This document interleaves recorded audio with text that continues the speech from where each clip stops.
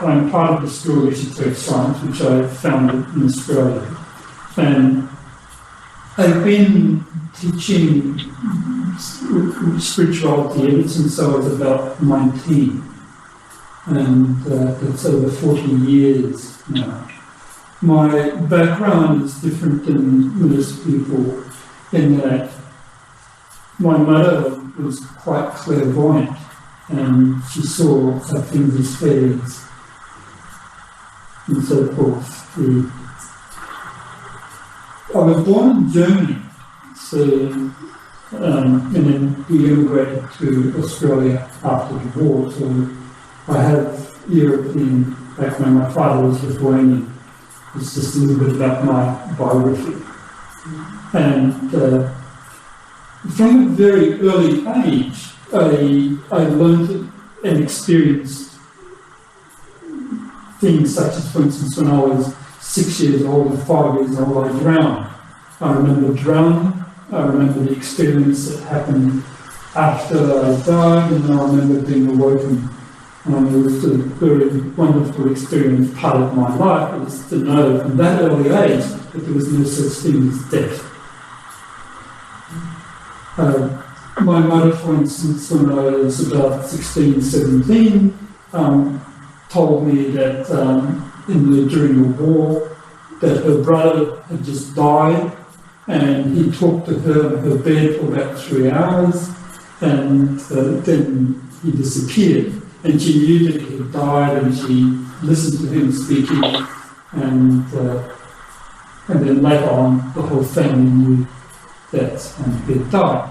Now, it's things like that when I was young, with your mother telling you stories, that you just had to believe that that's the truth. And of course, with my own internal experience, I was very religious, internally, genuinely praying, things like that. Now, by the time I was 17, I really worked out much of philosophical approach to life. For instance, I just needed to hear the word reincarnation once when I was about 17. And that once was sufficient for me to know that that was the purpose of life. That was what all of life was about. Reincarnation explained it all. By the time I was 17, I worked out that everything led to death. Therefore, death was the purpose of life. Therefore, all I needed to do to learn about life was death. I made a pledge, a solemn vow, to do everything I can do to learn about death. So, and then I knew, of course, that death was reincarnation. I didn't have to read books, it was just simply worked it all out in my head that that was the way life proceeded.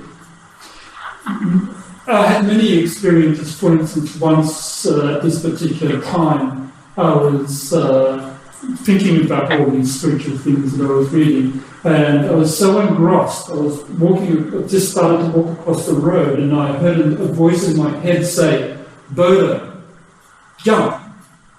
Now this voice is very loud and clear, and when I jumped backwards, not forwards, backwards.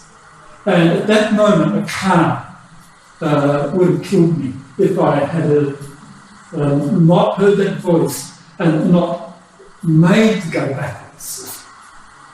This was certain types of experiences that made my body go backwards and voluntary, that I knew that that there was inner guidance, beings that were guiding me, that there was more to life and more than anyone could understand. Now, when I was about 17 or 18, and because of my mother, she introduced me to the Theosophical Society, and I started being absolutely in love with the books of the Theosophy. It was, I started reading Isis and Baal, which is a big hidden book, and I was just reading it all the time. And at that particular time, for instance, one of my teachers came to me, and in my third eye, which is here, and it was so bright that it would be day and night. I could see him sitting there smiling with a golden aura. And at that particular stage, I knew that he was a friend of mine from Tibet, and by that time I'd already worked out that I'd already had visions of a life in Tibet, where later on I discovered I was a Rinpoche, and I was in a place called Shigatse, the Tashi Lumpo Monastery, and I was enthroned as a Rinpoche, and I remember being carried on with palanquin in golden robes on to my monastery where I was the abbot, and Tibetans for miles just waving and cheering as I was being carried. This sort of, these types of memories at a very early age. And my Tibetan friend who was in my eye, then my chakras were awakened, and I could see auras, devas, get out of the bath and see this golden halo all around me, all the colours and things like that. So I was walking all the time, seeing and visualising and experiencing what people just read about when they're reading books. For me, it was not a theoretical thing. It was not book knowledge. The books helped. It was a direct experience. And the direct experience because of who I was from the start. So it was for me quite easy to follow the spiritual path. It was for me absolutely, I was obsessed with religion all my life. Except, of course, at that particular stage, I also, before my 17th year, most of my early teens, I was also very much involved in science. I wanted to be a scientist at that time, above all things, but my mother's experiences and then these other experiences of life after death. I think I should have died many, many times. I won't get all of the times where I should have died, but it's many, many times, and all the time experiencing things to do with the inner world. I grew up in a place called Perth, Western Australia, which is about as far away from anywhere in the world you can get to 3,000 miles across the desert to the eastern states, Sydney. You understand Australia, it's a huge place. It's like living in Paris and Moscow, the distance between Perth and Sydney. Anyway, so very, very far. And this was the 60s, the end of the 60s. And so the cultural revolution was happening in the whole world, the Beatles and the hippie movement. At this particular stage, I realised that I didn't want money. For me was the concept of actually earning money. For me was the word is anathema. I read in the Bible the phrase consider the lilies of the field, how they reap, they sow not, nor do they toil in Solomon and all his glory was not as great as one of those. Why do you sort of want for clothing, food, and all these other things? Just seek ye first the kingdom of God, and all these things will be given unto you. A ye of little faith is the words of Jesus in Matthew. I've got the quotation of the if you want to read it. And for me, this was absolutely the truth. I said to myself, I will follow this teaching of Jesus, absolutely. I will not worry about food, I will not worry about money, I will not worry about any of these things. Just simply follow the teachings to search for God, for enlightenment. And so, for me, then, when I was going to high school, there was no concept of going to high school apart from at one stage to become a scientist, to make money. As a matter of fact, I decided not to do my final exams, instead to go painting, become an artist, because I saw a film on the life of Vincent van Gogh, where he virtually starved to death painting. And he only ever made one commission in his life, and then he bought a gun and shot himself. And most of you know the life story of Vincent van Gogh, and I said, that is the life I want to live. That is the life that the type of life I want, and as an artist. And so I lived like that. I lived without money, without caring about where the next food came from or where any of that sort of stuff for many years during this period. Of course, in the 60s and early 70s, it was much easier than it is now. Now you've got this terrible police state manifesting and horrible laws, much unemployment, whereas in those days it was much easier to live, much more money coming in every which way. In those days I needed something like 20 cents a day to live. That was the maximum. You can imagine 20 cents a day, and that I normally found on the streets. I found more money on the streets. I never begged. Just simply, I found on the streets, or I sold a painting or a drawing. That was just, I normally lived either in a tent or hitchhiking or in the squat, places like that. It just simply was, wherever I went, there was always a place for me to live. And there was always food somewhere and always money. And $10 would last me 2 weeks, which was quite a large amount. So at a certain stage of my life, I left Perth and went to Sydney. I was 19 and got to Sydney, and by that time I was already a spiritual teacher. I knew about the astral plane, life after death, incarnation, and virtually everything that most people are now still trying to find out about. So I was a guru of my generation. I won't go into all of my life story, but just to point out that the experiences that I've had and the way that I've lived was according to the true principles of the Bible and also in Buddhism. It was not anything. It was only one thing in my life, and that was religion, and that was to teach and to help people. And many people didn't understand how I lived, where money came from, and why I didn't need those things, and the wisdom that I had, the knowledge, and especially those that are on drugs, because I could see what they were doing and help them out in the world. Now, this world of psychic phenomena is what most people don't understand.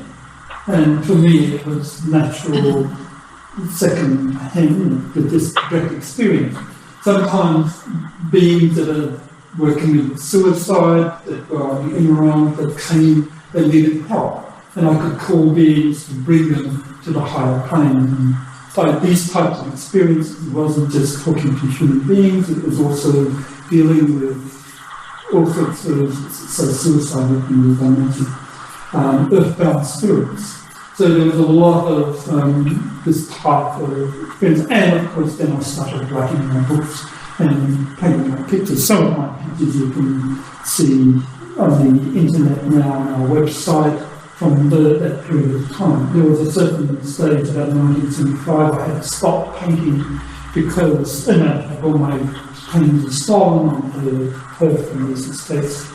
And when I came back 3 months later, everything was gone. And 2 years worth of artwork disappeared, and I said, oh well, it's this time I need to write books and spend my time writing. Now,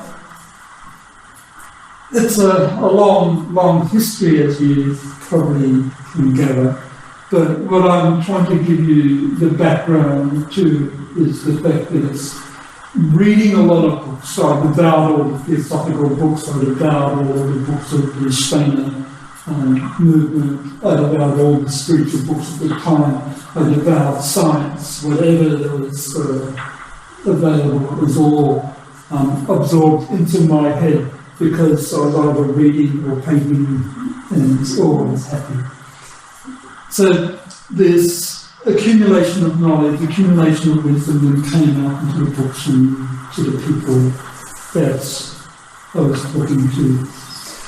Now, it's a long sort of process. So I had a group 20, 30 years ago, and then I followed it, and then I started this new group later, which is this the School of Esoteric Sciences that we now have. I spent over 10 years in India living with the Tibetan people, mainly up north. I've met the Dalai Lama, for instance, there. I lived in Dharamsala, but mostly I was a Buddhist monk in a Nima tradition, and living in a place called Sikkim, the northern part of India, and Gangtok was the city that I normally spent time, and then Kalimpong. Some of you don't know where that's, and just pointing out that this. It's where, at the very north of India, where there's Bhutan, Sikkim, and Nepal, all meeting in one place, and where all the Tibetans, the indigenous Tibetans, they've been there for hundreds of years. Literally, the Buddhism, and there I was known as quite I had a family also there, so we integrated with the Buddhist religion, and at this particular stage, I also established a group in Australia, which was growing, and at the same time we had our ashram in India, so we had two communities. Now, the way of teaching that we developed it's based on the Bailey writings, the Blavatsky, the Bailey teachings, plus integrated with Buddhism and world religion and science.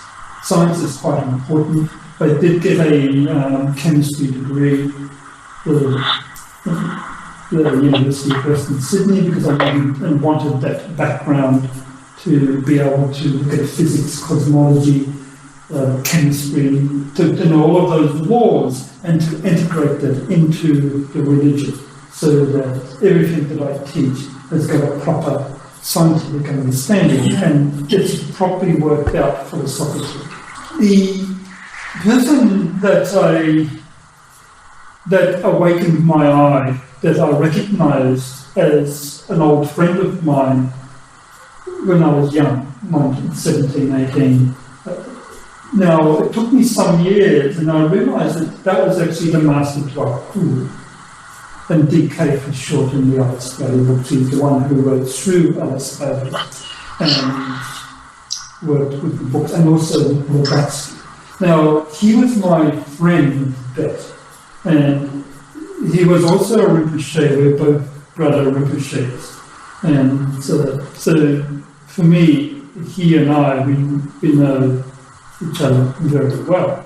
And that whole experience of the beings that came to Tibet and what happened, and many of my students were also students that were ours in Tibet at that time. And of course, I've since then seen many past lives going way back even before this earth was, or what in the Bible is called before the foundation of this earth. And, you know, I've traced, for instance, over 20 lives since the time of Jesus. There are many Tibetan lives, many lives in Buddhism, but many lives in the West. I've had 2 lives in France, for instance, both as a woman, and so there's this whole continuous stream of being incarnate, for instance, in Buddhism, where one can read up my lives in Buddhist texts, and incarnate in the West, and most of my lives can also be read about in history. Not all of them, but quite a lot of them, because of who I am. So it's this internal awareness, plus the external studies, plus, of course, a lot of experience in teaching students over many years. Now, for many students involved in Blavatsky, Bailey and others, they think of the masters as well, there's the book and talks about the masters and something to aspire towards. But to me and to my students, they're not something to aspire towards, they are friends. They are brothers and sisters. And the teachings that I give is to introduce my students to the masters. And then it's the masters of wisdom and me together we educate. They educate in meditation. And I, of course, teach the meditation and interpret and help to explain the nature of enlightenment. All of the teachings and instructions are the same old rules of the road that have been applied for the training of students for countless millennia. Whether it's Buddhist or whether it's in the Orphic or Delphic mysteries or whatever, Hinduism, it's the same rules of the road that makes enlightened beings. And the same beings that incarnated then that teach the great ones, the great Buddhist masters, are the ones that teach you or teach my students. And so together we teach. Now this is quite serious education. It's not just simply book learning, and it's not devotional, emotional, sort of aspirational teachings, but the students actually are awakening the chakras, developing the heart, doing service work in meditation, and of course trying to help educate the world through helping the publication of the books and the other things that we do. My group, incidentally, is quite small. For all of my 40 or 50 years, let's make it 40 years of educating people and doing nothing but this. And many hundreds of people have come and gone. Only very few have stayed out their curriculum of the Masters of Wisdom. Only very few are willing to devote their whole lives to the gaining of enlightenment. Many have come with great egos, with lots of knowledge gained from the West or from Buddhism, and thinking that that's it, with very little insight. And these people with ego, they don't stay very long in my group. We teach humbleness and teach group evolution. And a lot of men find it difficult to see that the women are actually older than spiritually, much older, generally. It's women have this capacity to be sacrificial and self-serving, and men are often quite pompous. And I'm sure some of you have understood this. The women have a natural spirituality that there's some men do, but on the whole, it doesn't work that way in practicality. Therefore, nearly all of the beings, those that have stayed to follow the teachings of hierarchy, are women. The training is that of initiation, as given in the elucidating books, initiation into solar, the raising initiations, these types of books. So it's how to conquer what we call samskaras. Samskaras are tendencies that have been developed in past lives. From tendencies, for instance, to anger, tendencies to, some people have tendencies to hatred and very, very inability to control their emotions and things like that. It can also be tendencies towards meditation and peace and love and joy and beauty and those types of qualities. But the samskaras are quite difficult. They have been tendencies. So in some lives, people, for instance, that have been involved in, for instance, in the military and being soldiers for life after life, they find it very difficult to be overly loving. They have very, very strong, forceful energies that come through them and they have to control them. So, and also the path of initiation involves such things as owning up to the fact that sicknesses and diseases are because of things that you've done wrong in the past life, that you have to fix things up. that you actually have to work upon them. There's no miracle cures as such. There's simply, that's what you did, that's the karma that you must pay, and this is what you must do to fix that. And so that you can take the next step onwards in enlightenment, so that you become more and more wiser. So this particular path is one of enlightenment. It's one that is aimed at producing and making each individual a initiated member of the hierarchy of light, of those guides that have been guiding humanity since time immemorial.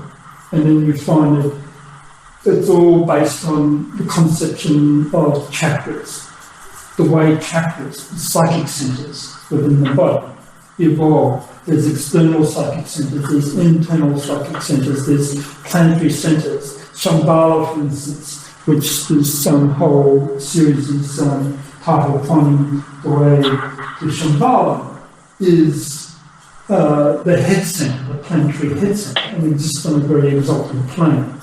And within the kingdom of Shambhala, there are great beings that are incarnated. In my books, I reveal them, and also in others' early books, they are revealed. And the introduction is given in the writings of Blavatsky, who was sent out by the hierarchy back in the days when BKMI were intershaded in Tibet. You find also that none of us have ever been alone. It's a continuation of lifetimes of aspiring towards enlightenment, towards liberation, towards becoming a Buddha. Those of you that are sitting here now, you are here talking to me maybe in one of my former lives. We are evolving together. We have this karma, and the karma awakens the love for each other from the past lives. Later on, a group such as the one I have in Australia, they can see that there are, brothers, sons, husbands, wives, enemies, friends, from life after life, evolving together, and now they just learn to share and cooperate as part of a group evolving together. They give to each other as a group. They don't think of themselves so much as individuals. They're individuals within a group that's evolving together, and they're evolving together in the cosmos to leave this earth. So the whole journey from where they've come in past lives into where they're going to in the future is all mapped out and revealed to them within the context of the type of philosophy that I'm planning to give over the next 26 weeks. And the teachings or the brochure gives those the lecture series quite clearly. Now, this particular lecture series is not just planned to give to you here in Brussels, but it's also part of what I plan to be put into the web as an internet university. I'm interested quite well to establish a university on the internet where people can come and learn and gain spiritual teachings via Skype and via interchanging with those that have been with me for many years and have learned these teachings. And it's the way I think we need to go because of the modern mass communication is allowed. And I don't need to be in Australia anymore, just talking to a small group. I can be here and talk to a group in Australia. And in a place like Europe, which is quite a large area with many different countries, there are missions, there are enlightened beings that have incarnated into bodies such as yours all over Europe, and it's a matter to find them and to integrate them. And so this is a mechanism that I am using to do so.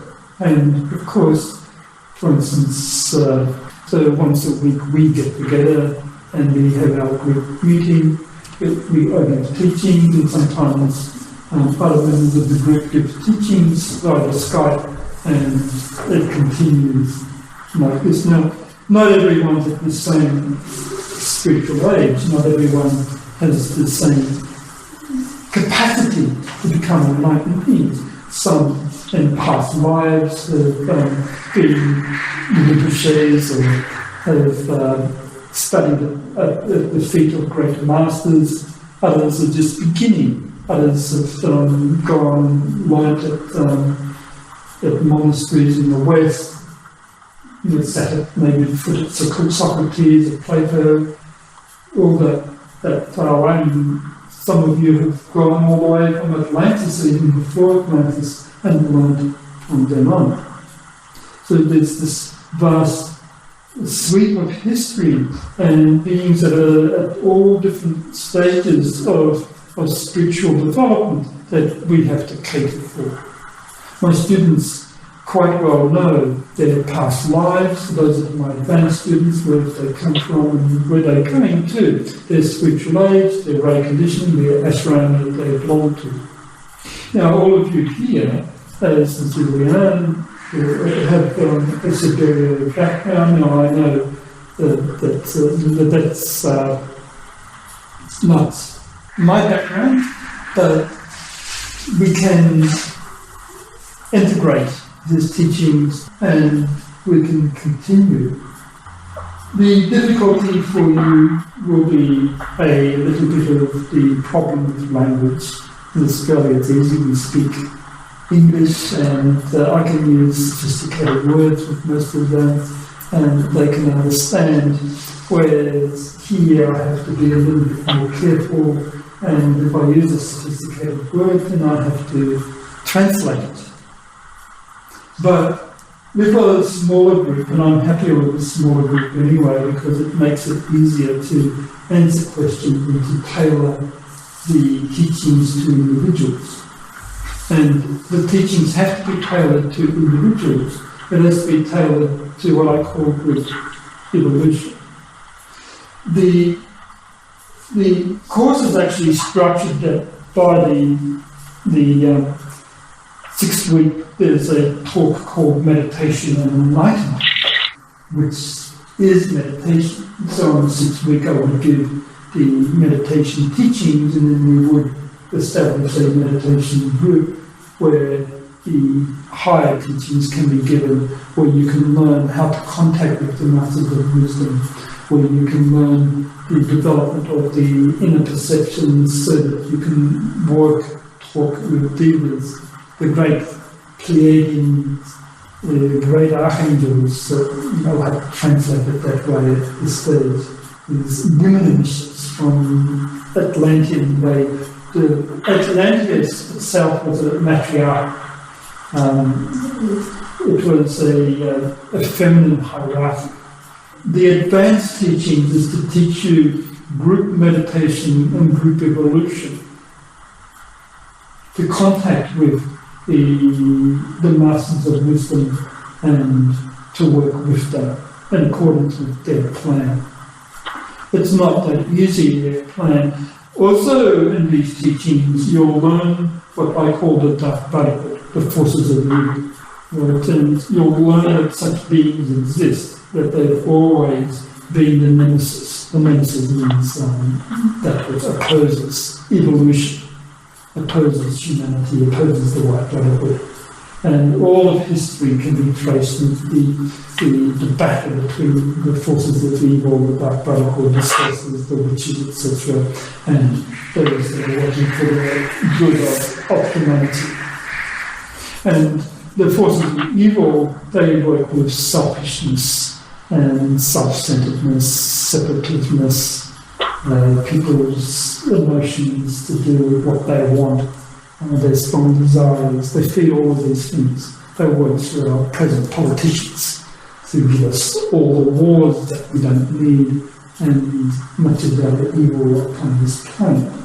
So you'll find that just as we that are on the white path can receive impressions from enlightened beings and from our own soul. And in these teachings, what is your soul will also be explained, what it is and how it is. In my books I explain this in great detail. So the impressions that come from your soul, the impressions that come from enlightened beings, the telepathic instructions, your intuition that you just know you must do this because it's the right thing to do, where that comes from.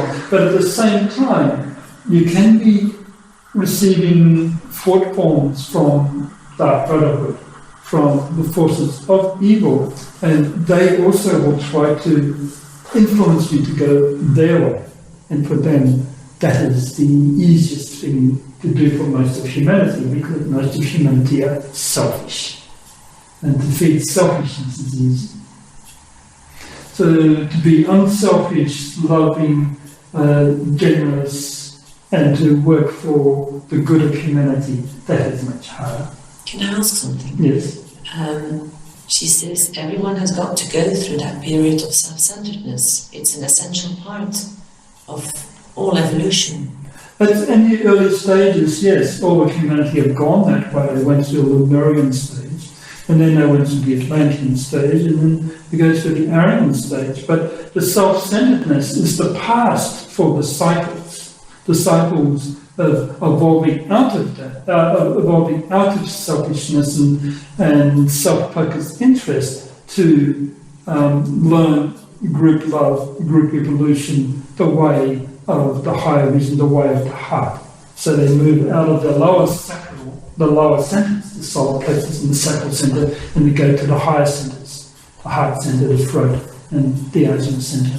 And then the laws, the forces that involve the awakening of these centers are much more difficult to achieve. It's much more easier to stimulate the lower centers of selfishness and self-centeredness. So that's the very beginning. It's like the childhood of, most all children go through the selfish phase, but by the time they get to adults, certainly by even young adults, you expect them to have learnt something and to not be so selfish to actually help their brothers and sisters and so forth. And so this childish phase must be left behind. So this path is one of meditation, service work, and learning how to help others. It's not so easy, but at the same time, it's also very joyous. I was told by the Masters of Wisdom to go to Paris. And this is when I was living in India. I came to Paris with some of my students. And I said to myself, what, Paris? It costs 5 times more to live in Paris than to live in India. So, where's all this resource going to come from and so forth? But nevertheless, I was told to go to Paris. So I can't argue with the masters. So I went to Paris, and nothing with hierarchy happens without a good reason. It's all for the best, the way that it has happened. I wonder, when you spoke about enlightenment, for Severio, if you evolve, then you don't have to reincarnate. What is the link between this and enlightenment? Do you, after enlightenment, you don't have to come back, or? Well, yes, there are the stages of evolution, what we call the stages of initiation. And you go through the path. It's only when you become a master of wisdom, and then after being a master of wisdom, and you've then fulfilled your role on this earth, there's no more place here, then you've got a chance to leave this planet and you can travel on one of the cosmic paths that lead you to other places of learning in the stars, in the star system. So the Buddha, for instance, is one such as that. So there are certain beings that are preparing to leave, but it's not so easy to gain that high enlightened state. You actually have to become perfected, as St. Paul says, become ye therefore a perfected man, unto the measure of the stature of the fullness of Christ. And only when you manifest the quality of Jesus that he did when he died on the cross, have you got that ability to leave this planet. So it's the only way, or there are other ways to... It is the only way. It's for you. You'll find there's only one law. There's only one hierarchy. There's not two. There's not three. There's two hierarchies. There's a black hierarchy, the evil one, and there's the white hierarchy. And all beings on this planet, whether they're Christ, whether they're the Buddha, whether they're sort of Ganepopa or Padmasambhava or the Plato or any of the others, St. Francis of Assisi, whoever they are, they're all members of hierarchy. And there's only one plan, and that is for all of humanity, all of hierarchy, to educate humanity in all of the kingdoms of nature, to lead them to liberation. We travel together. The way of the heart is group evolution. It's not individual. There's no... The only way, if you want to travel the individual way, you travel the dark radical way. You go the way of the forces of evil. If you travel the hierarchical way, then you travel according to our plan. And our plan involves the total evolution of humanity to lead them on also to cosmos. And therefore everyone served. And in the Buddhist books that I had, this is the bodhisattva vow, to never cease striving until all sentient beings means any being that's alive, have achieved liberation, and then, and only then, will you also take. How many people are there in that state today on the earth? Because there are more and more people, so nobody is evolving, or... Everything is evolving. It's much more complicated than you are, but there's a limited number of human souls. In the Bailey books, in the treatise on cosmic fire, she points out there's 60 billion human units, monads as it's called, that are evolving in our solar system. But there's more planetary evolutions than just the Earth that have appeared. And one of my books is on this particular subject. So these Mars, for instance, has had life, and I can quite clearly remember Mars. And the moon itself is the mother of the Earth. It once had a life. You said previously Mars? Mars? Mars. Mars. Okay. Yeah, the planet Mars. As a matter of fact, I can link you to a website which you can look at, and you see that there's life on Mars now. They've discovered, with the photograph, there's lots of evidence of civilization on Mars. But 1 million, 2 million years ago, or some millions of years ago, it was much warmer and had human life on it. Not all life. Every planet, every star in the solar system and in the galaxy has life.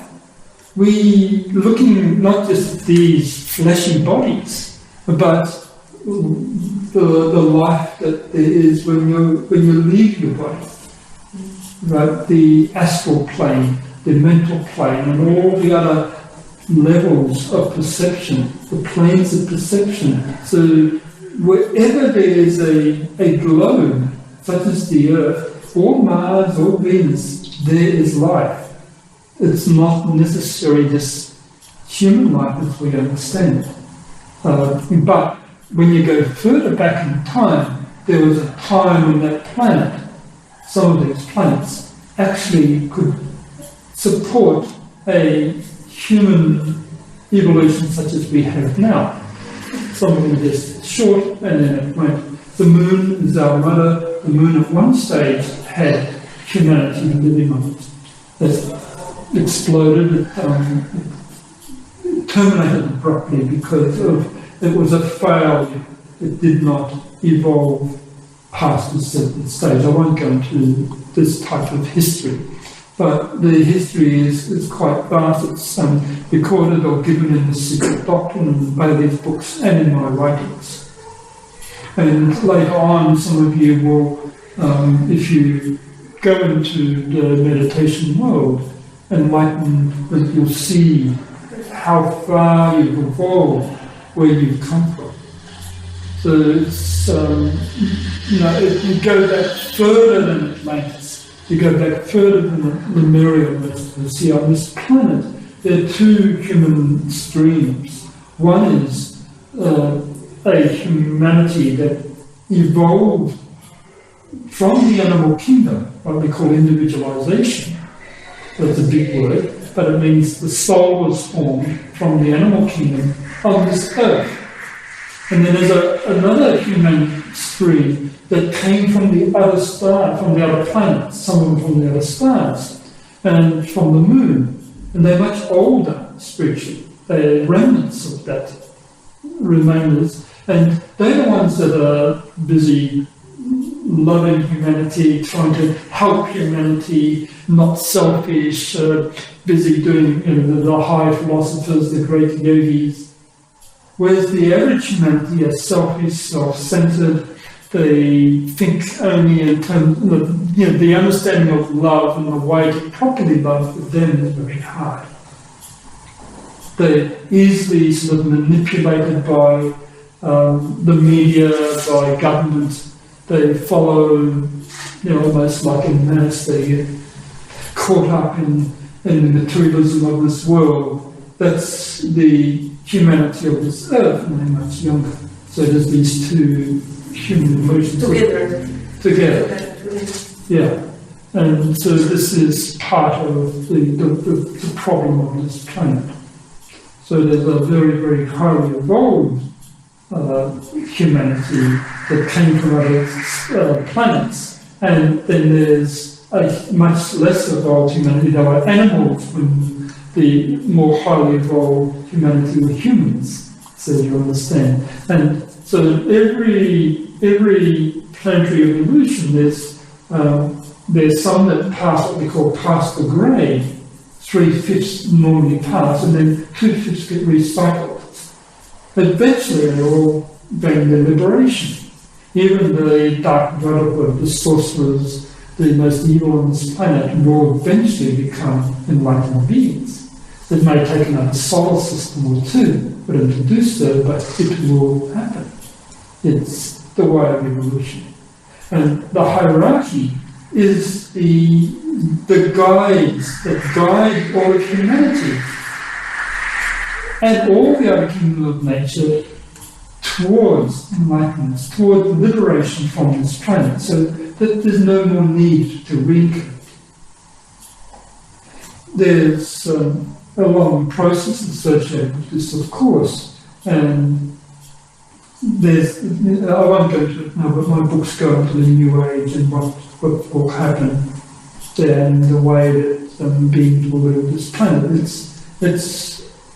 It's quite worked out.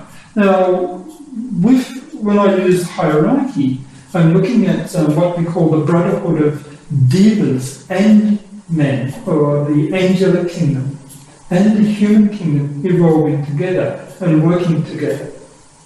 I find it very difficult to not think of devas, and Ilian does the same. The angelic kingdom, the fairies, and then the great archangels and so forth, they are also part of the kingdom of God, and they're also working within humanity for this evolution, for eventual liberation. The human kingdom, whether we male or female, we're still human, we're a kingdom of souls. They're masculine in orientation, where the deva kingdom are feminine. They're Mother Nature. They give birth to everything that is. No wonder the law of cause and effect is so difficult to understand, if so many things are intertwined. Yes. Yes, many things intertwined. But the law of karma, which those of you will be here next week, is the law of love. It is the law of planetary love. So karma equilibrizes to harmonize all the positives and negatives of the past lives, to make it equal, so that the good comes out of it all. Enlightenment. The love is to make every being become enlightened. And that's what karma does. It's basically simple. It's the people's emotions and emotional thinking and the way that people use their emotions that makes everything difficult. The teachings are the teachings of the way of mind. What the mind is, how the mind controls everything, and where the mind leads you to. Now, with the same as with Siberia and with my teachings and with Buddhism, there's the concrete mind, the normal mind that people think with, and there's the abstract mind, or which uses the term mental superior. So this abstract mind is what we develop, and what I teach is the way of developing this superior mind to gain enlightenment. The concrete mind is it's limiting. It helps you function in this material world, but it is not going to get you anywhere. You have to learn to draw what I call in the Bailey books the antichronas, the links between your concrete thinking and the abstract thinking. And within the domain of the abstract mind resides the soul itself, and it is the domain where you gain enlightenment. So this way of abstract thinking is the path that we lead and that we lead you to in meditation. Where the concrete way with the intellect itself, it's the way of reading books. In Buddhism they call it eye knowledge. Eye knowledge is you read with the eye and you gain the knowledge this way. With the way of the abstract mind, of the superior mind, it's the heart knowledge. It is to awaken wisdom. And the book of Ecclesiastes in the Bible says wisdom is the principal thing, therefore get wisdom. And this is what it's really all about. We teach you how to become wise, not just to have knowledge of things, but to be wise in the way you apply yourself in all things, in every way. But if you believe you have experience, you can also understand things and I think get some wisdom. It's not only by meditation that you get wisdom from me. Experience is the basis of everything. Without experience, you can know nothing. You can learn from books, but experience is the basis of everything. But in meditation, what we expect you to have done is to have a vast amount of experience of things. But in meditation, you're learning a new type of experience. You're learning the experience of the inner realms. You're learning the experience of the way that the masters of wisdom work.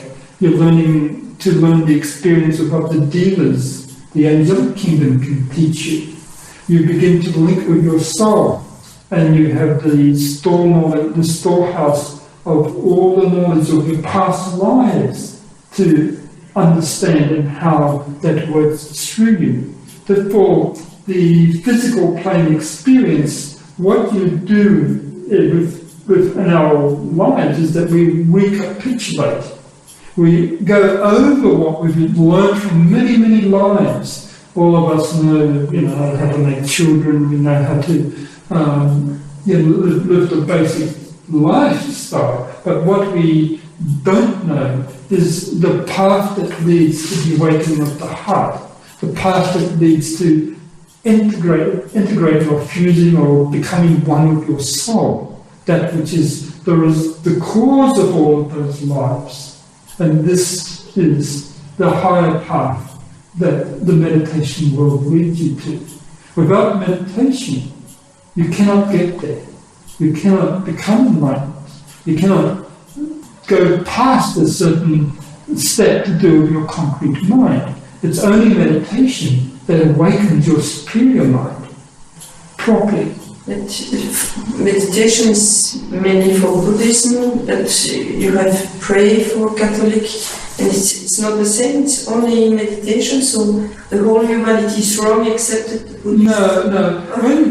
No, the prayer aspiration is part of that. But with the Catholic, for instance, or with Christianity, they also have their contemplation. What do you think the monks did in their cells? They didn't just pray to God. There's the Thomas à Kempis and many of the great so there are several ways to do the meditation, yes. Pray or contemplation. Contemplation, that is right. With the Buddhists and the Hindus, the difference is that they have a scientific application of this contemplation.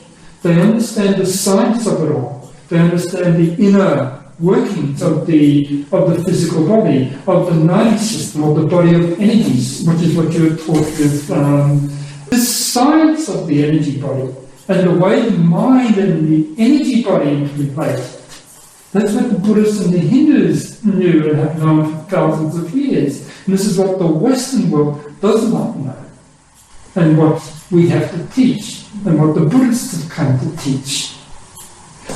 The energy body and the way the mind and the energy body work together. So this particular path to enlightenment is the path that is this revelation, you understand the word revelation, to reveal what the energy body is and the way that the mind works with it, so that eventually you can obtain within your consciousness the store of knowledge of your past lives and to see the future where you are going. But to do that, you die to your personality, mind, because you have to understand that the soul, what you truly are, is impersonal. One life you may be female, another life you may be a male, one life you may be in India, next life you may be Jewish. So you understand that all of this is a completely different way of thinking and of understanding what a human being is. A human being is not this body. This is an illusion. It's just energy. Energy fields. It dies. All of us. We can remember when we are children and how we're growing older. We probably enjoyed ourselves very much when we are younger. And now we are saying, what is the use to life? Are you beginning to think, okay, there's death that's coming on in 5 years, 10 years, 20 years, you don't know, but it's not that far away. And the body is changing. It's the illusion, it's not the real. The real is the energy body and the soul that is incarnated within it. And so to understand that is what the meditation teaches you, is to understand what it is that you truly are and how it is what you truly are is evolving on its own level and where it is going to, and to become one with that. And when you do that, you find that there's no such thing as an individual soul. The soul is a group focused. Before a soul can bring an incarnation of a child into the planet, it has to see far into the future, has to understand, if you understand the law of karma, that is the real, it has to work out the karma of that child from as soon as it comes out of the womb to the day it dies. Everything, every aspect of that child must be worked out before that child comes into incarnation. The parents have to be chosen. Which parent? What civilization? Is it in Africa or is it in Europe? Is it in America or is it in Asia? And what situation? Is it going to be born in a very, very wealthy family or in tremendous poverty? Everything has to be pre-worked out before a child comes into incarnation. And the soul has to be meditating with all other souls to produce one child. They have to be working out a combined plan for a civilization before anyone can incarnate. And then hierarchy itself, the masters of wisdom, they direct the souls. And above the masters of wisdom are the lords of Shambhala, the kingdom of God, as it's put in the Bible. They are the teachers of Shambhala, of hierarchy. So there's levels of teachers. So the way of Shambhala and the gaining of enlightenment, the divisioning of Shambhala, it's not that easy. You do that through, first of all, merging with your soul, having the consciousness of the soul, and you can see that that is enlightenment. To be able to have the mind that can see when that child is to be born in relationship to all the other children to be born and what they can to evolve far into the future. The hierarchy of life, they live in the future, they plan the future and to make it happen in the now. And as I said, there is a battle between them and the dark forces that are trying to prevent evolution from happening. And there are beings, great beings that incarnate all the way through time. And Socrates, Plato, and all the great philosophers, St. Francis, Voltaire, Descartes, they incarnate to push humanity forwards. They're great souls. Mahatma Gandhi, every country has these great beings.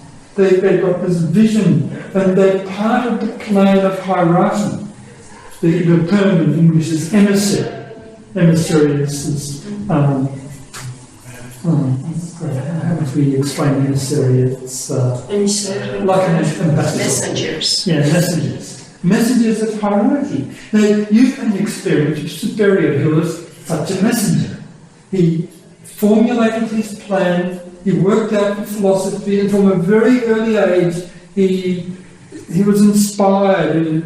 But we can also call the term avatar, to use a Hindu term, a Sanskrit term, a descent of God. And it's inspired. The whole life is just to do this.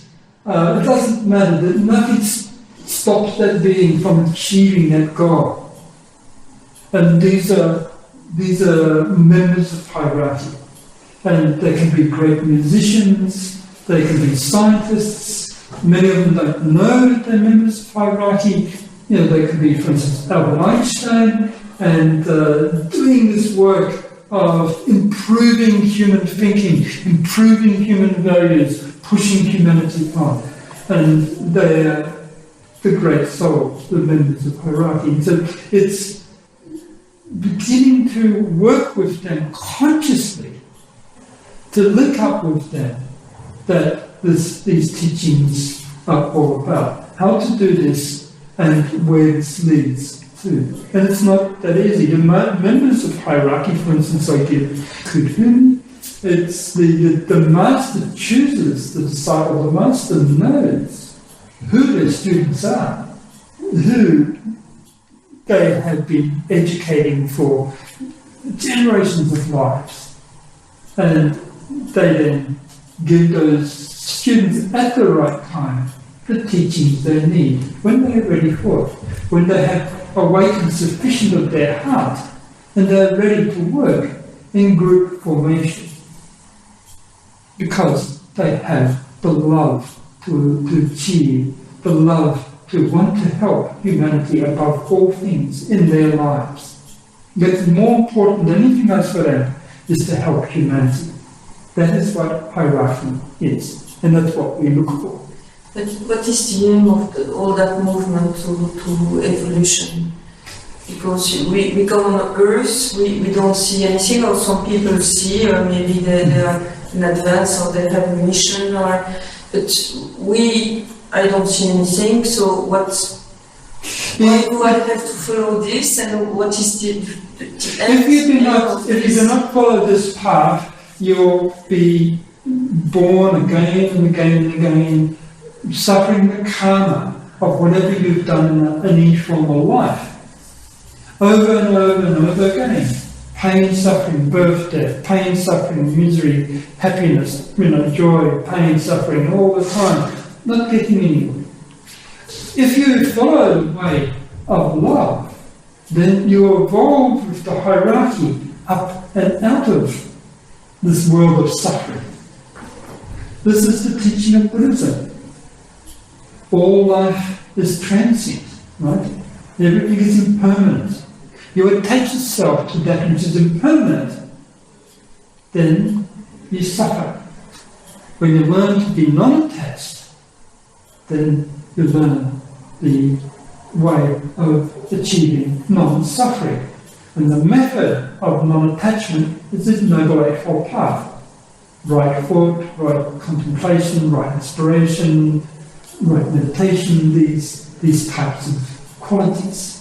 Yeah, I think everybody would like to be happy, and I think we do a lot of things to try to go to that way and to prevent suffering. That is a good step, but later on you have to do that in a more, I use the English term, concerted, in a more scientific way.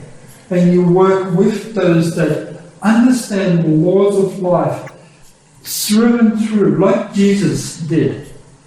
You follow Jesus. The first thing that Jesus did was find his 12 apostles. Sorry? 12 apostles. Apostles. The first thing he did, the first thing Buddha did was, first of all, he found the 5 ascetics that he worked with, and then he grew his group around him. There are a number of individuals that were his foremost students, arhats, they call it in Buddhism. It's the same, the mandala is formed. They evolve together. Right? And so you cannot do this alone. You do this by finding your inner group, the group that you have evolved and worked with for many, many lifetimes. And together you evolve the mechanism to overcome suffering, to overcome unhappiness. But you understand the laws of what all this is about. And it's not just what you think. There's specific laws, specific methods that the hierarchy of life that Jesus taught, that the Buddha taught. And the methods are the same. That lead you out of this reincarnation track. What we in Buddhism call wheel of samsara. The term samsara, the Sanskrit term, means wheel. And every life you're on this wheel is like if you've seen a mouse on a wheel in a little thing that's running around, sort of turning this round and round. This is what human beings do. This is samsara. You're attached to this, and they have their 6 rounds of birth into the hell states, into the purgatory states, into the heaven states, into the God states, into human states, animal states, all the time going around and around. And so they say there is a way off this, and the way off this is the yoga meditation way. So this is the mechanism, and the mechanism that's been since time immemorial, and the stages of meditation have always been with us. So it's to learn the way of the English is human perfectment, to perfection of the human unit, the perfection of mind. You become perfect. As I said, St. Paul used it. Become ye perfect to the measure of the stature of the fullness of Christ. In other words, he says, you must be as perfect as Jesus was. Nothing less. And of course, Christians are not very good at understanding their own Bible. But that's what Paul said. And so the path, and Jesus also taught this path, the path is observation, direct experience, and as you become more and more wise, more and more understanding of samsara, you learn to analyze your mind, your emotions, yourself better. Why you do things. And you see this in context with regards to the other people around you who are suffering, doing all these stupid things that you can say, oh, they're doing this, how can I help them? Sometimes you can't, sometimes you can. Why are you always talking about suffering only? Why is it you're only talking about suffering? Well, this is... For me that sounds so narrow-minded, as if the world, as if the earth is just suffering. Well, the problem is that when you suffer something, then you work to relieve yourself from suffering. It's like being sick. When you figure out how to make yourself better, now the mechanism of fixing up the sickness relieves you from the suffering. Then you produce happiness, joy, pleasure. But the mechanism is what I'm talking about. Meditation, the awakening of the way of the heart, group evolution. And this is the medicine. And that eventually leads you off the wheel of birth and death. This, I don't know much about Buddhism, but actually I know very little. But the principles you are telling us right now, as the things, is exactly what you listen all the time when you go to a conference with a lama or whoever who's studying. And it is exactly the same, always the same.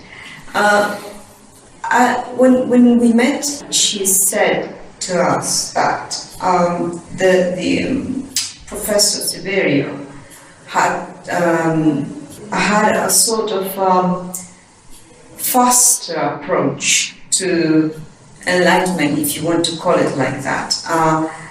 It was than Buddhism, because apparently Buddhism is very slow for a human being to incorporate into his understanding, because it's sort of practice, meditation, and it's very slow the way it incorporates to the inner self. Whereas Severio theories or studies are more scientific, are logical to understand if you want, and the evolution does not come by meditation at all. It comes by learning and learning and learning and learning concrete and specific things. Eventually the learning must lead you to meditation. This is the only way to liberation and is the fastest way. The learning is meditation. It's just simply that first you learn about this physical world, and then in meditation you learn about all the other levels of perception, all the other planes, such as the kingdom of souls. You cannot obtain this just simply through physical plane experience of these five senses. You must awaken the inner senses. You must awaken the Ajna center. You must awaken the heart.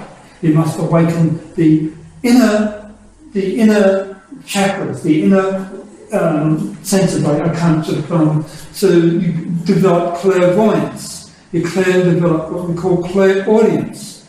And then you develop the higher, in the Sanskrit word is siddhis, the higher powers.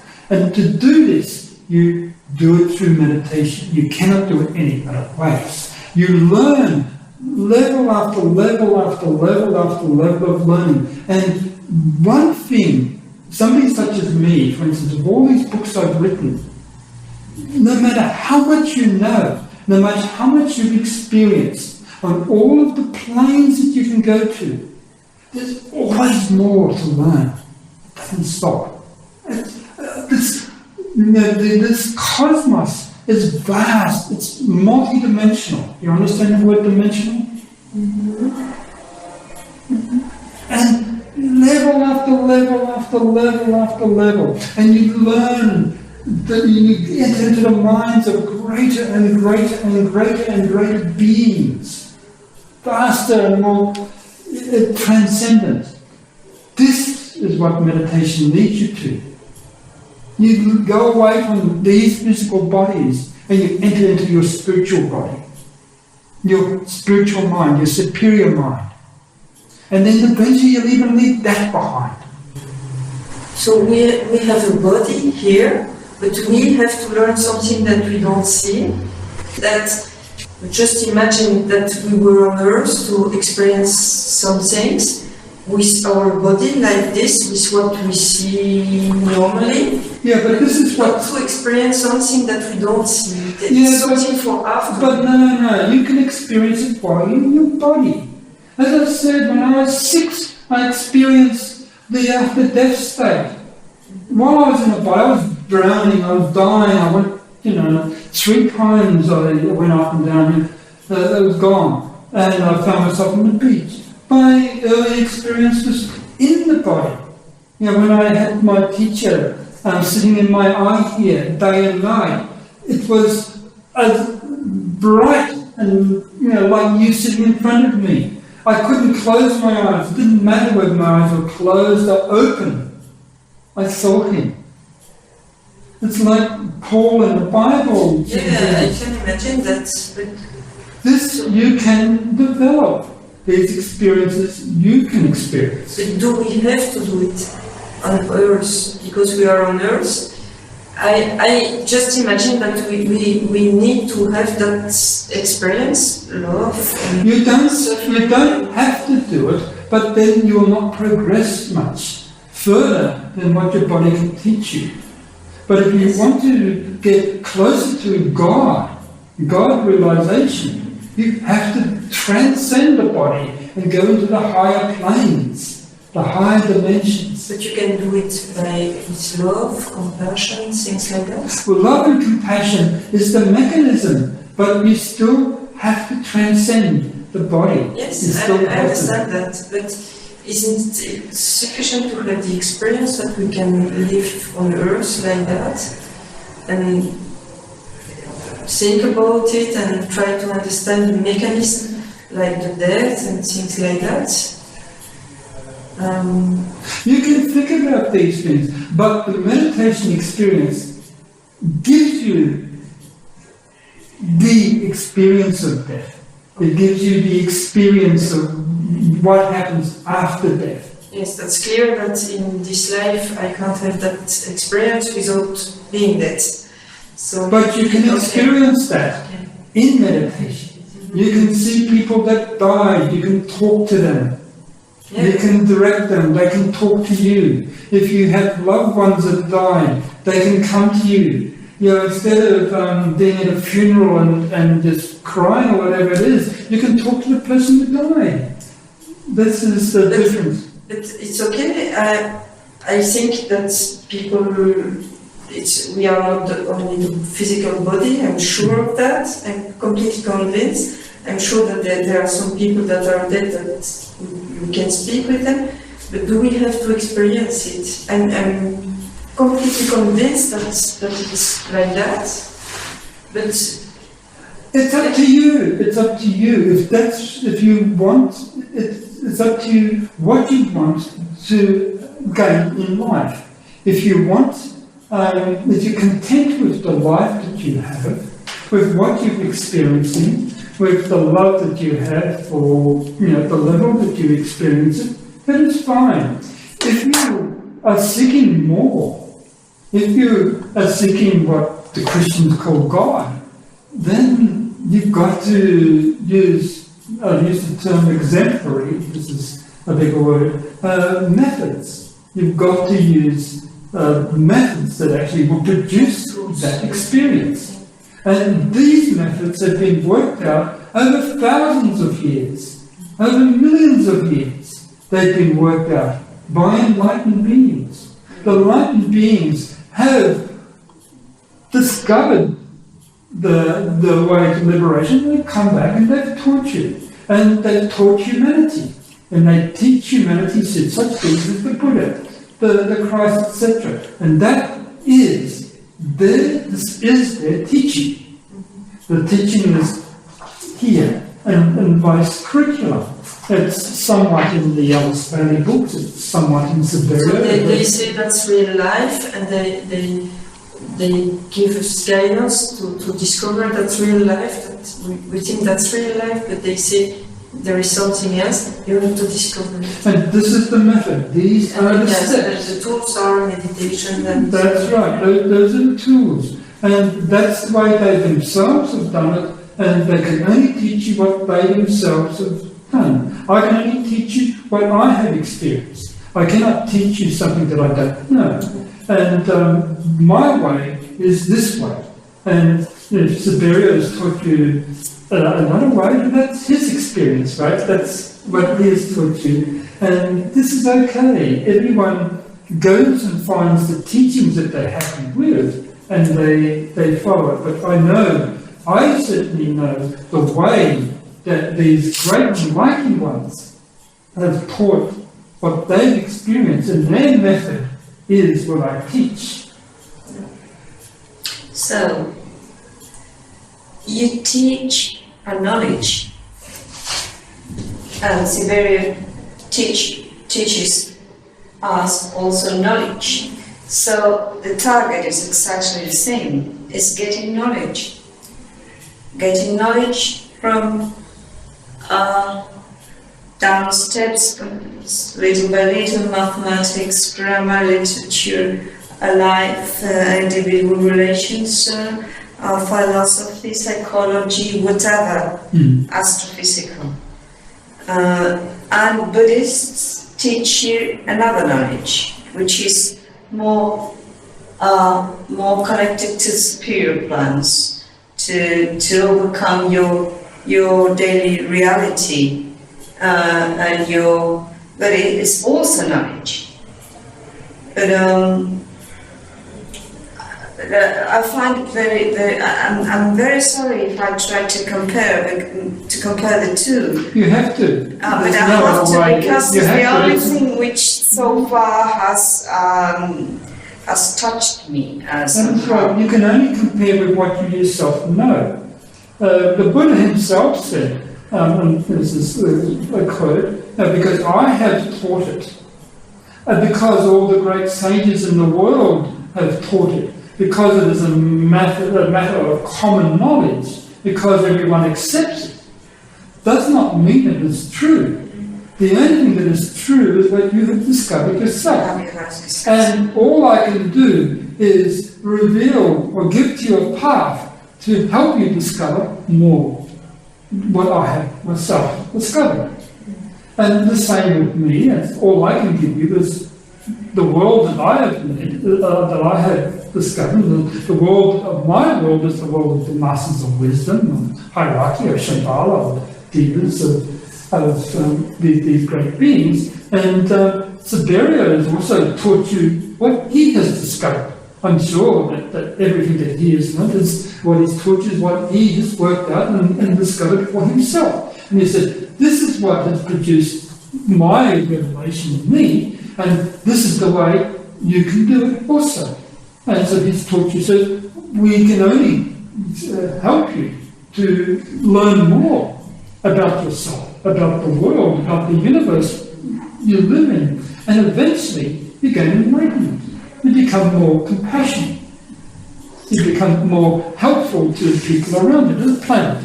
And that is the whole object. And eventually, of course, you gain liberation. Whether you gain liberation in this life or 5 or 10 or 20 lives, it's relatively immaterial because you're going that way through more and more discoveries. And none of us will stop discovering. Not me, not Siberia, not the Buddha. There's a universe of discovery to go about. So the curriculum, the teachings I give are here, and this is a pretty good course, but this is still just intellectual knowledge until you do the meditation work. Then it becomes real experience because you learn inwardly. What the book knowledge tells you outwardly. So there's the eye knowledge, what you learn from books, and then there's a mechanism that we give that will learn you to understand this inner world which all of the religious scriptures teach you. Right? This inner world you have to develop as a mechanism, and the mechanism we call meditation. And the meditation that the Buddhists teach you and what I teach you can be completely different. I'm not talking about hatha yoga or right eating, we're talking about different types of mechanisms. Now, I've learned a form of meditation which I teach, which is a simplified, you understand this word? Made simple. Yeah, form of meditation, which is good for Westerners, because we Westerners, we're busy. Many things to do, right? We cannot sit for 4 hours in one spot to try to get somewhere. So the meditation is short meditations, but it's carried through the whole day. So it's for our Western minds, and it involves ritual and lifestyle changes. You understand lifestyle changes? So this form of meditation then awakens the heart, awakens the head, awakens the eye, and allows the great ones to talk to you, to give you information. And hopefully in time, the leaders, the angels. For instance, in Paris, she goes to a tree and she gives it a hug. Or she touches it, and it's very hard to get away from the trees because she loves them so much. Because of the devas that she can talk with, she sees the energies, and this is her experience. But most people, virtually everyone that goes to those parks, they just walk past the trees. You understand? We love the trees, and we don't just look at the trees, we talk to them. Because we can see the entity that's incarnate into the trees. They can talk to us. And it's this world that I want to lead you in these teachings. And so there's the books. You can read my books. Anyone can buy the books and read them. But it's not going to get you the experience. It's knowledge. It's just intellectual knowledge. It's the concrete mind. You need to develop a superior mind. And the superior mind needs the meditation. You've got to have method to do it. It's like you've done a science degree, and they've got set experiments for you to learn. There's books now. I can read a chemistry book forever, but until I actually get the chemistry, the chemicals, and put them together and see the colours and the changes in colours, and then sort of look through a microscope or use a mass spectroscopy to analyse it's not going to teach me much chemistry.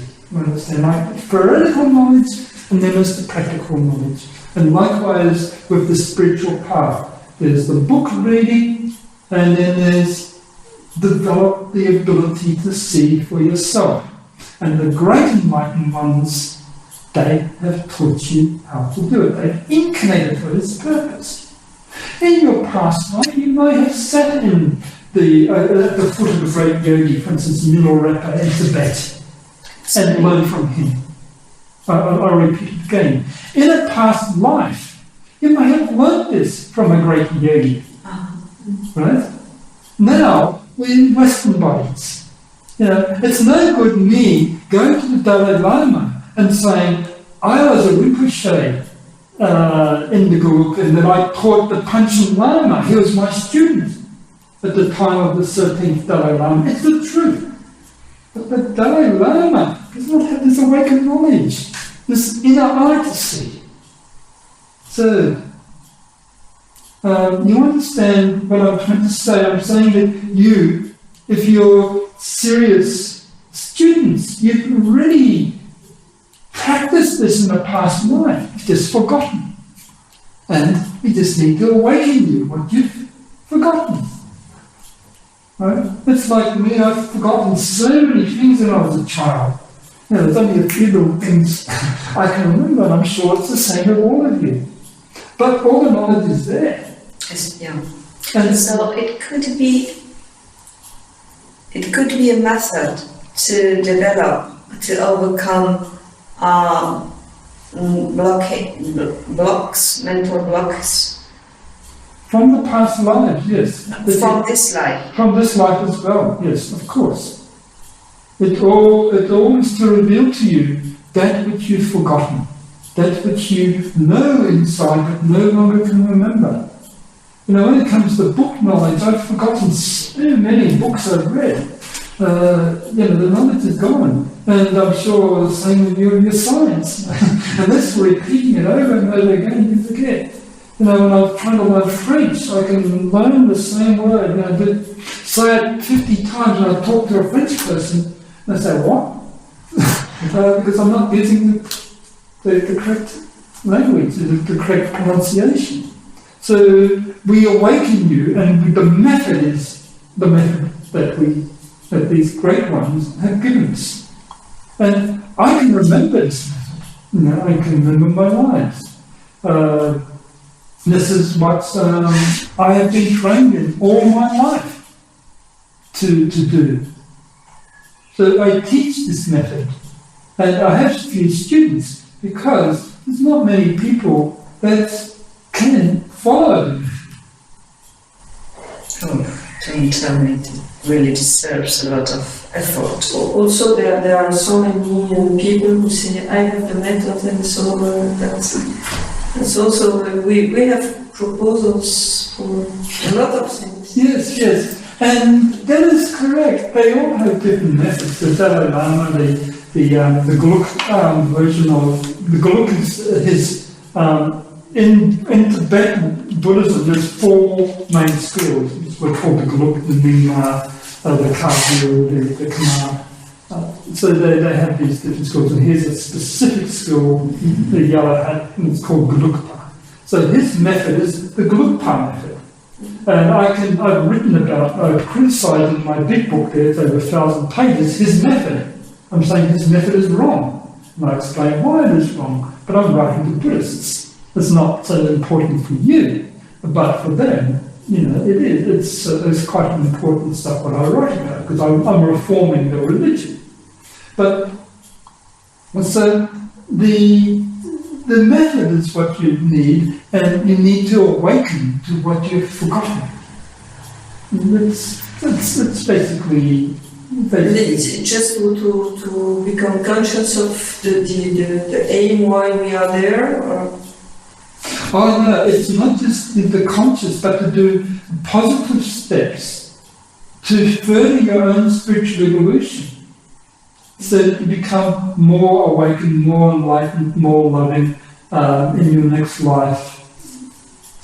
It's to push you onwards to a higher level of spiritual evolution, to unite you with your soul, for instance.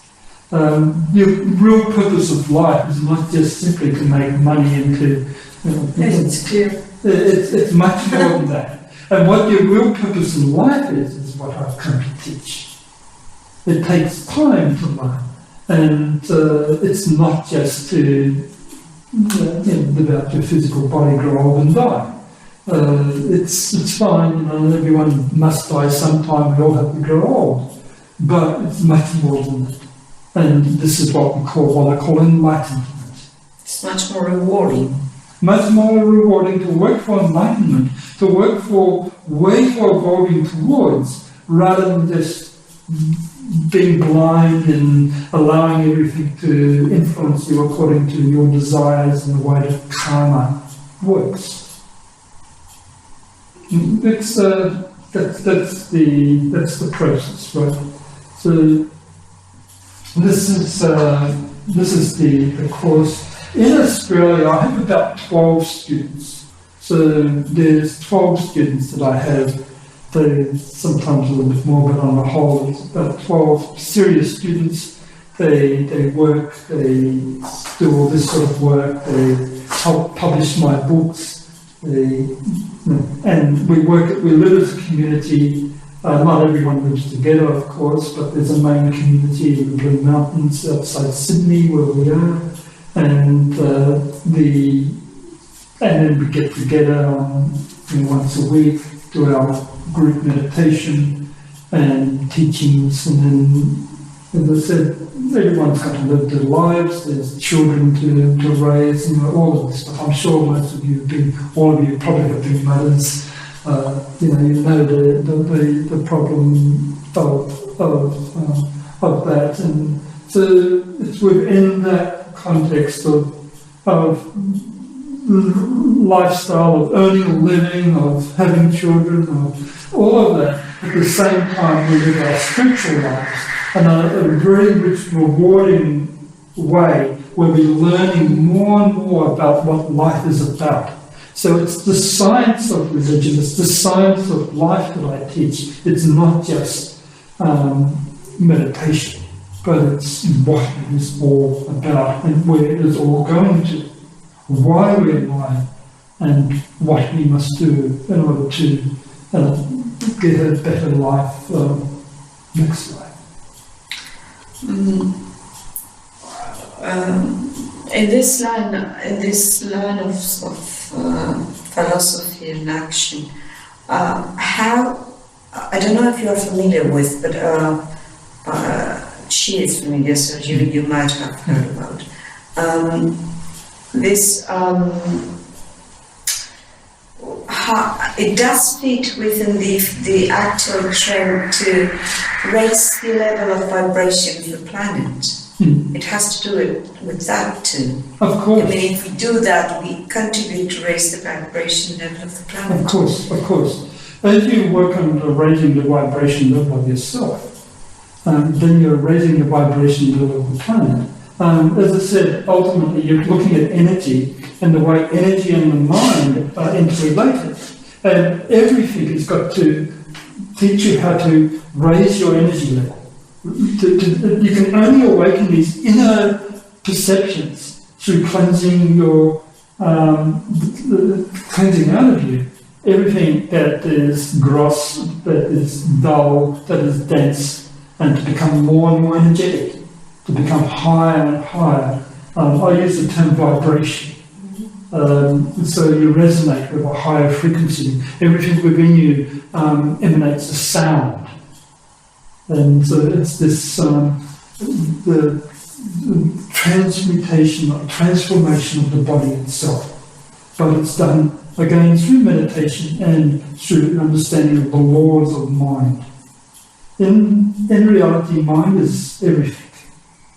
You only understand anything because you have consciousness. If you are blind, you can't see. If you get rid of your ears, you can't hear. It's conscious. The mind is what allows you to function around you.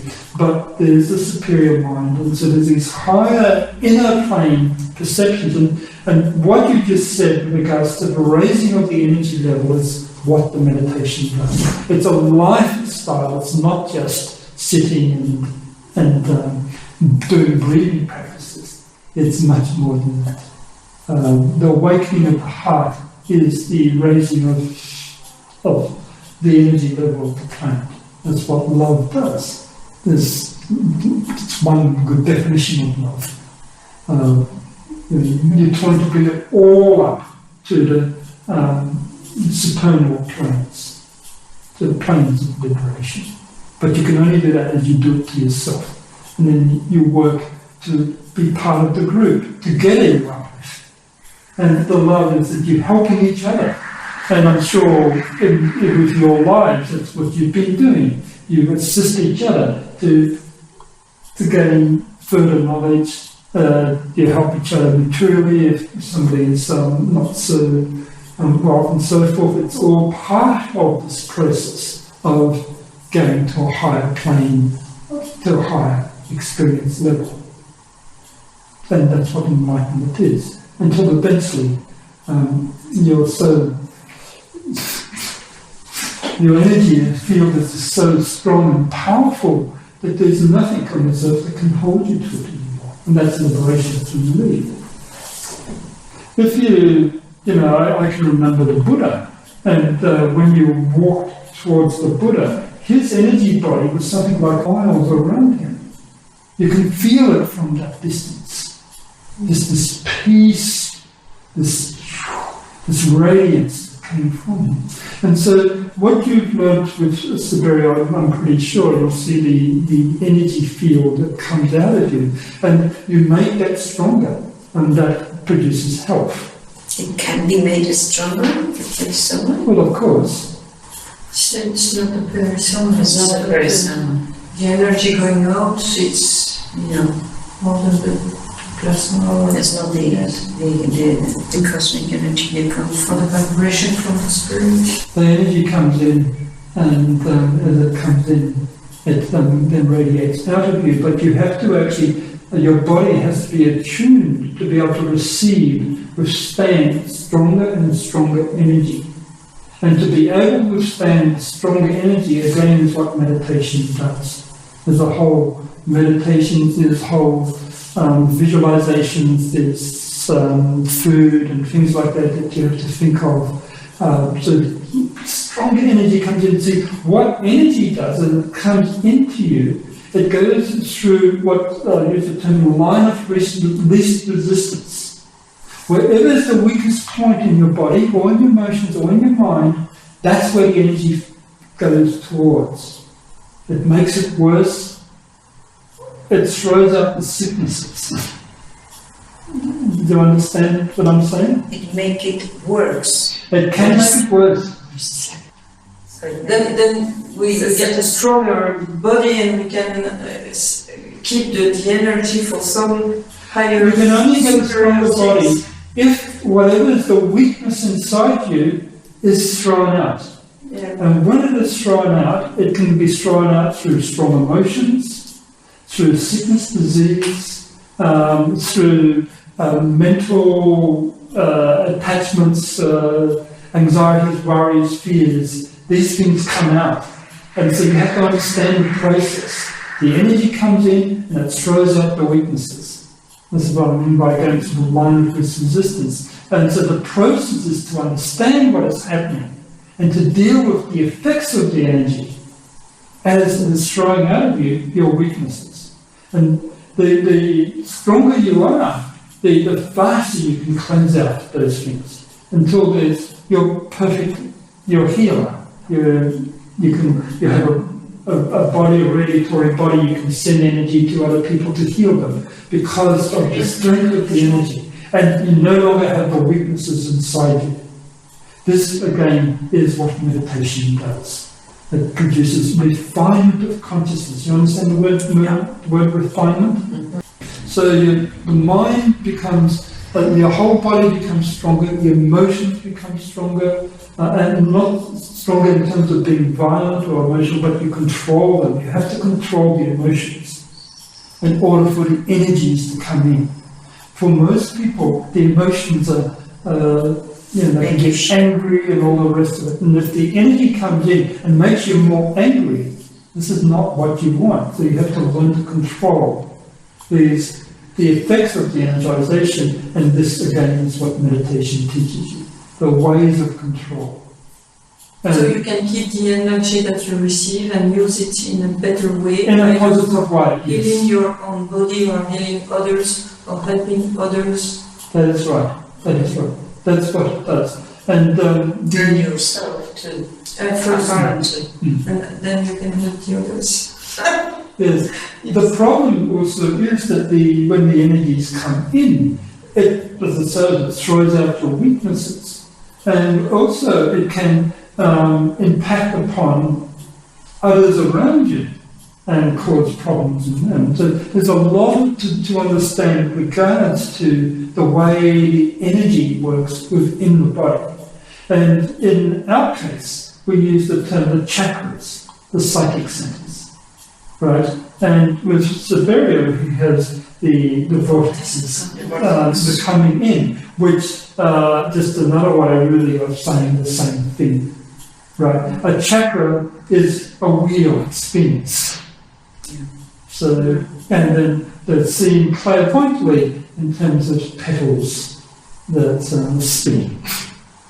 So it's the same concept, just simply, as I said, with the yoga teachings, the meditation teachings, this has been developed for thousands and thousands and thousands of years of great beings that have lived this way and have taught the method.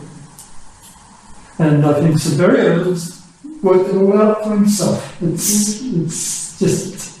Well, but he knew that from before. Of course. Much. And he... Of course, his was not his first incarnation. Right.